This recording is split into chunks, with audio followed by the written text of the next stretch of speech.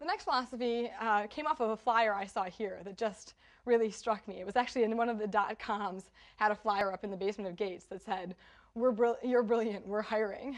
And this slogan works actually really well as a job ad. In fact, in the early days of Google, they had this, when we were trying to hire people, our VP of engineering threw out this opportunity where we could all run an ad, and he had a competition for who could come up with the best hiring ad. And I just ripped off this slogan and put it on the top of the result page. I think it's really funny because it had the highest click-through rate of all the ads we put up there, like a factor of 5. People just see it and they're like, "I'm brilliant, click." And so it turns out, like, flattery really does get you everywhere. So, but the thing that I wanted to point out here is that it's really wonderful to work in an environment with a lot of smart people. One, because I think it challenges you to think and work on a different level. And the analogy I use for my own life here is that I had a piano teacher when I was in high school, and she had a daughter who was 2 years older than me, named Laura Beckman.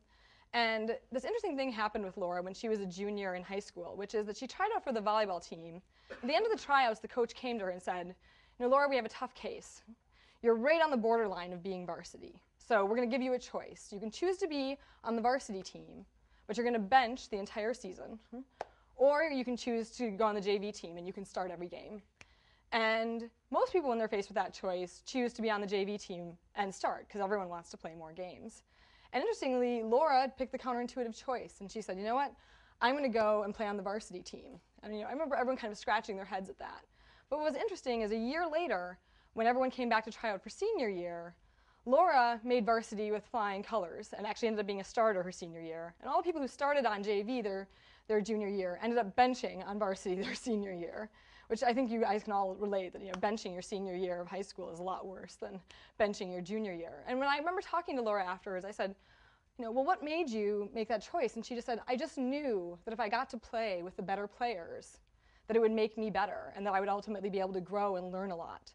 And I think the same thing happens on an intellectual level as well. And I just feel really lucky to be at Google, where there's a ton of smart people to learn from, because I think they challenge you to think and work on a different level than you really thought possible. And the types of perspectives and interesting intellectual arguments they make really give you a whole new way of thinking about things. And it also has a lot of other nice properties, like I referenced earlier, which is that you can give them a lot of empowerment, and you don't have to have a lot of management or bureaucracy in the organization.